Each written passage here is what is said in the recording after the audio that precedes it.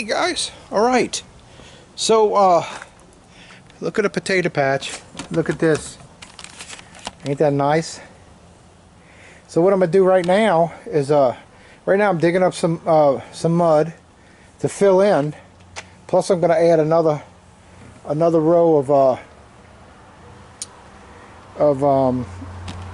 landscape timber on top of this. So I'm fixing to do that. I'm gonna build that up. Plus I'm gonna be filling in here some more mud. I think if I go a little high with the mud, that should give me more potatoes. And I've seen people like online, you know, like they'll take like a tire, a couple of tires, fill it in, they plant the potatoes, and as it grows they add another tire and fill it with mud, add a tire, and get so high they get a whole bunch of potatoes out of it. So I was kind of thinking in the same principle of this, but not going as high as they have seen on YouTube with the tires, but I can build this thing up and go higher, and that's what I want to do. So that's what I'm gonna work on today so far, guys. And then I'm gonna start weed eating and clearing out back there to make that other bed that I want to start getting together back there. So this is gonna be first because I want to get these get some more mud on them. And so I'm digging in my compost, old compost pile, and an old garden I had where I grew kohlrabi, and I'm mixing those two right now and filling the wheelbarrow, and I'm gonna be bringing it over. Okay guys, so here's the mud over here that I'm digging. That's the old compost pile that I had a quail cage over it, and the droppings were going in it. And then on the other side of that, that's a little higher hill back there, there was a garden bed I had there, and that tree wasn't there. That grew. I need to cut it down, and I'm gonna get back here and do all that. Once I get all this out, I'm gonna cut all that down and start getting this ready for my hoop house. So so I'm taking some of that mud from there and some of the compost, and I'm mixing it together. That's what I'm going to pour in my potato bed.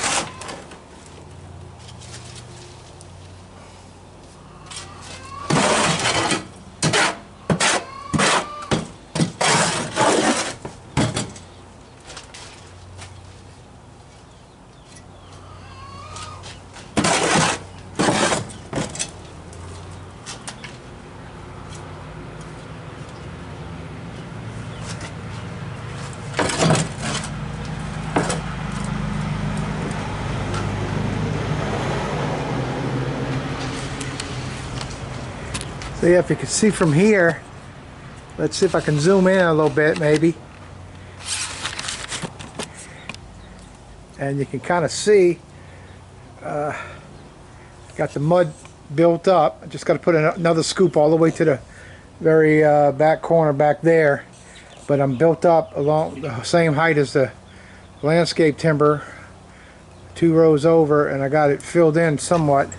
I still got to go, I got a lot more to do, but I'm just showing you guys where I'm at with it, and how I filled in, filling up. So I guess I'll do that first, and then I might go ahead and put the other thing on, because it looks like I could even go higher than that one with some of this, but some of these are still smaller, so I got to watch it. The ones in the 2 middle sods seem to be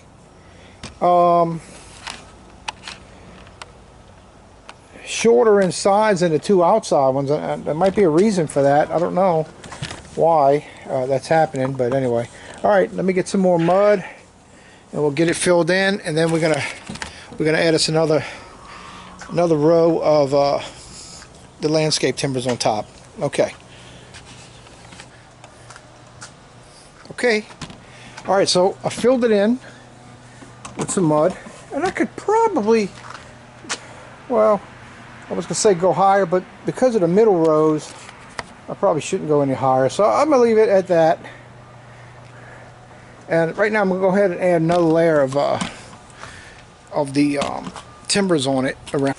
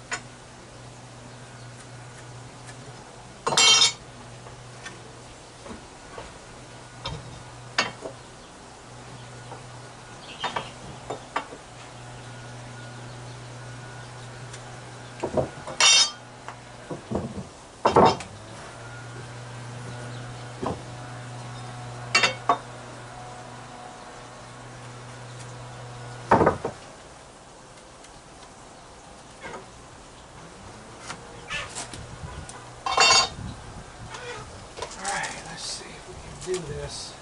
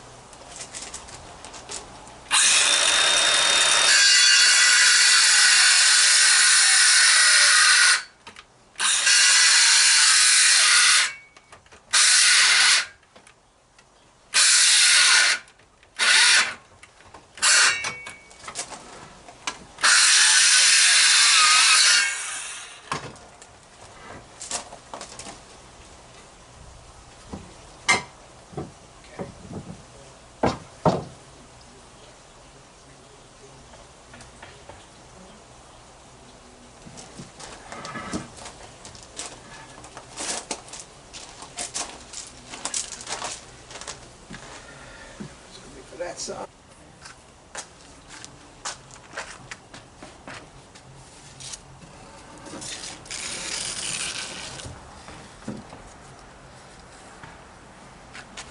Beautiful.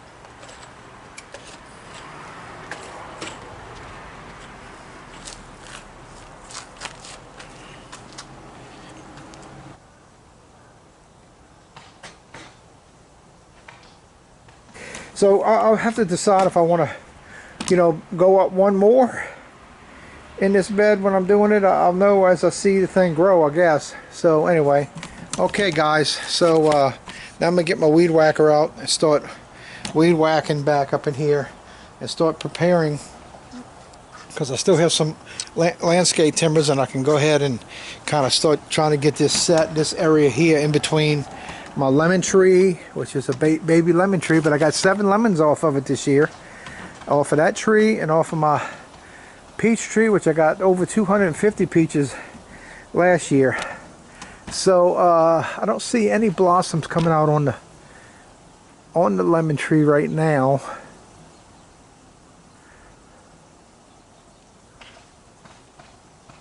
Yeah, I don't see any yet, because the lemon trees are putting out blossoms. See right here, these are what I got for sale, and I got some trees in the back. You see the little buds.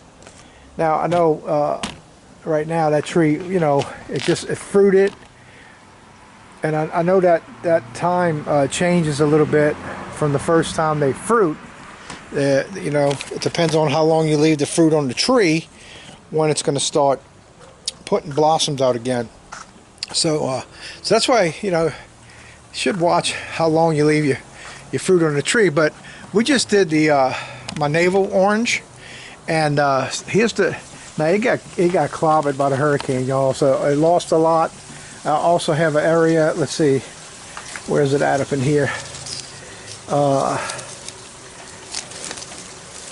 There's a spot in here somewhere, right here.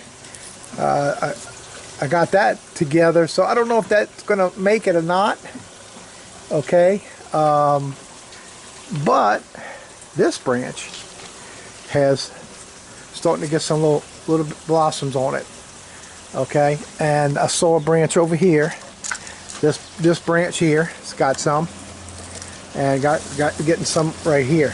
So this top branch where I got it taped together, if it doesn't look too good, and if it continues to look like that, I'm probably going to cut it off, because a lot of energy is probably going to try to keep this thing alive, and I'll just cut it off to help the tree survive and get through what it's got to get through. My other trees, I don't see nothing yet, because this tree here had a lot of damage. This is a grapefruit tree, and you can see how funny it looks the way it's cut, but it got severely damaged. But it's looking okay, but I don't see any blossoms on it. And this is my satsuma tree, which this is another one where I had to tie it together right here, see? So I got green on it. The leaves look good. They don't look like they dying, but I'm hoping to start seeing some blossoms on this, because it did have some fruit on it that got blown off by the hurricane. But my trees went through hell with that hurricane. This hurricane set over on us for like 6 hours. You see, there was something that broke off here, and that could get diseased and all. But this is all nice and green above it. It looks good.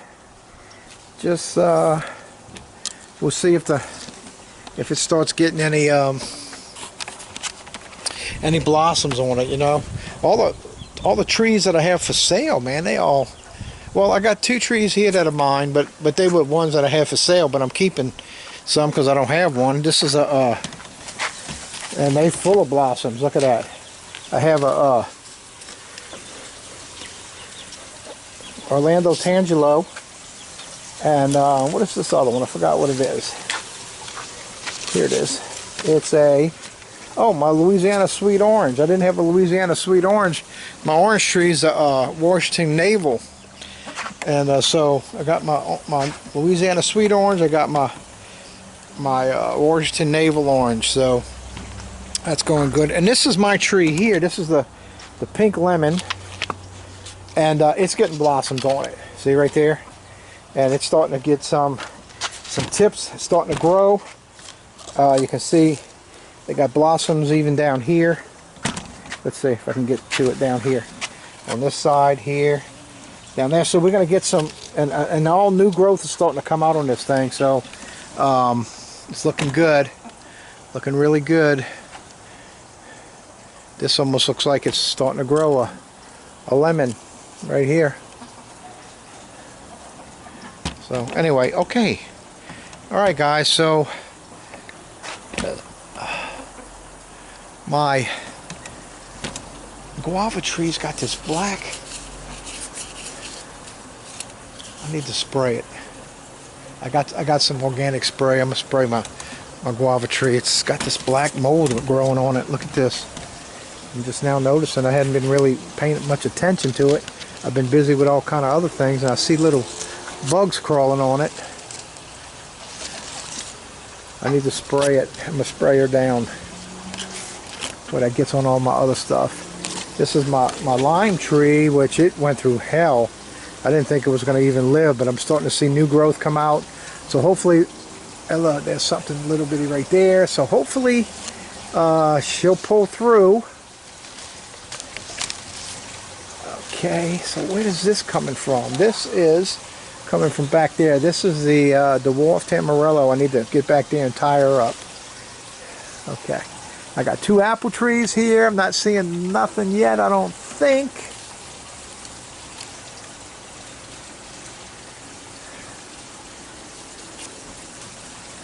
Keep an eye on it. We'll see. Alright guys. Alright, I'm going to get my weed eater out and start weed whacking all this over here.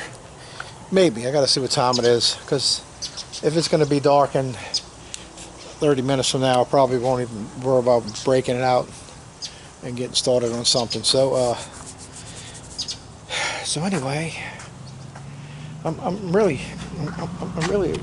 shocked how quick this started growing out. Because of that, we went, so those are little golden potatoes, they small golden potatoes. So then we went and bought a bag of organic reds, and they starting to bud out. So I need to find a place for them. So I was thinking, because the ginger and the turmeric is not growing yet, so I might, this area over here, I might make it to put potatoes in it. The only problem is in the spring this thing's going to really, I think it'll be okay. It's going to shade it some, all the branches that's hanging over, but I could cut this side and not keep it from getting too much, because the sun will be beaming on this all day long when the summertime comes. So, alright. Okay guys, that's going to be it. Quail are starting to lay again. Now what I need them to do is start laying a lot, because now I'm collecting some quail eggs to hatch out some more, because I got some orders to fill, and hopefully they don't slack. Hello.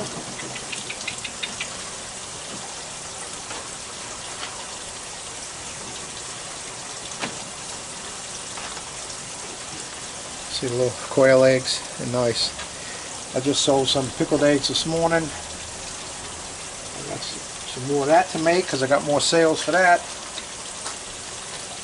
They're still not laying like I need them to be laying. Hello.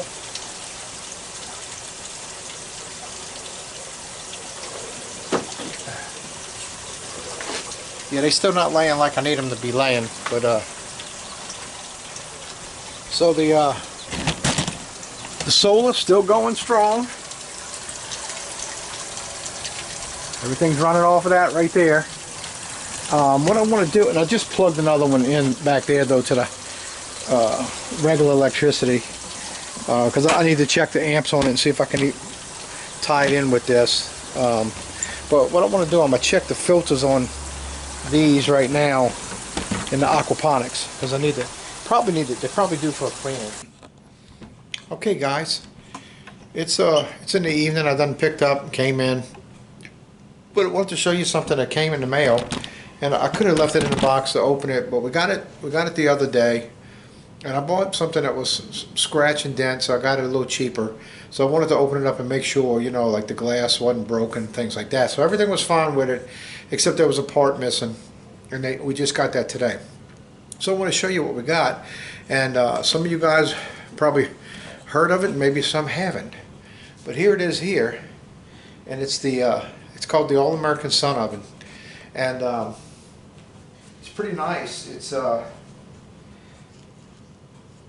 actually cooking by the sun, cooking outside. It's not heavy at all. It's about, I think they say 22 pounds. Let me put this on the ground, on the floor here. Now this is the little stand in the back for leveling it, or not just leveling it, but to put your angle on it for the sun. And let's see, let me see if I can get this off. And this opens up like this. I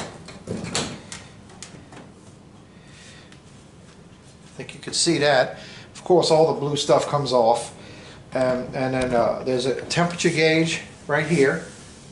And then we have this little piece here. Well, the light shines through it. It makes you can see it there and look down there when the sun hits it through that hole.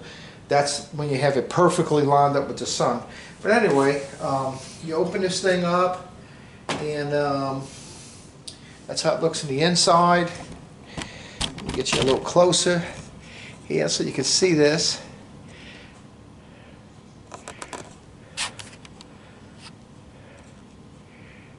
And this is the part that was missing.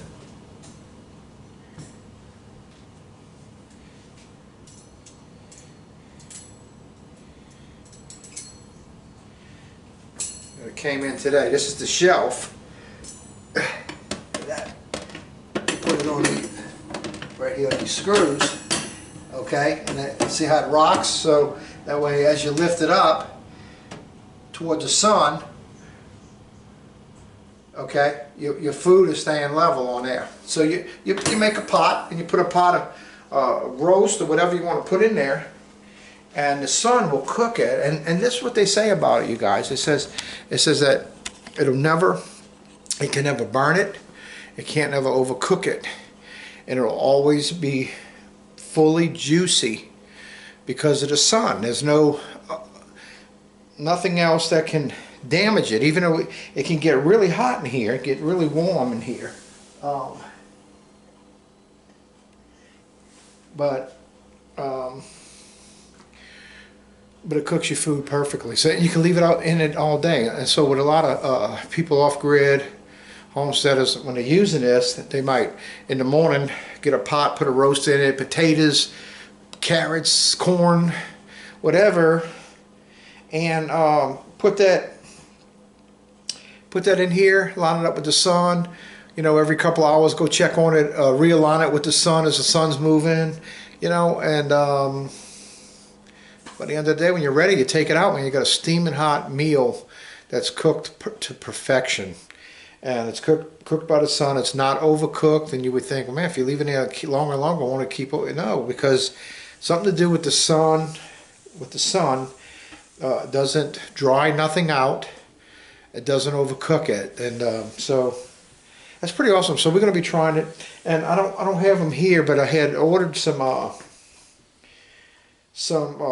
trays that can go on top of that tray for dehydrating, like my herbs and things like that. So I'm gonna be showing you guys this stuff. I'm gonna be putting my herbs in here outside to dry them out, and so that's what I'm gonna use this for too. So we're gonna do multi-purpose thing going on here, because we're probably not gonna always cook in it. That's something that we got to grow into. I'm sure that we're going to go more and more of getting away from conventional oven cooking and getting it cooking in this thing here. We bought it. It costs pretty good, and we're going to use it. You know, so we're not just buying it just to have it to say we have it. We're going to be using it. So I'm excited to get it going. So I'm going to be, like I said, I'm going to be, you know, what they call it, dehydrating my herbs and all that. You can also even make, you know, jerky and all there, putting that in there. And yeah, you might have to leave it in all day, maybe bring it back out the next day, do it again. I don't know. I got to read up on it. I don't know everything about, you know, making like beef jerky and things like that. But you can make all that with this sun oven. So it's pretty exciting, you guys. There it is. There it is, the All-American Sun Oven. And here it is closed. And you got these little locks on the side that you twist over and lock it down right here. You push it over and lock it down. Now you got to adjust them, and these need to be adjusted a little bit. Okay, so I got to still do all that, but we just and I got to take all the blue plastic off of here and all. But anyway, that protective film, I got to take that off. So there you have it. There you have it, you guys. We got our All-American Sun Oven.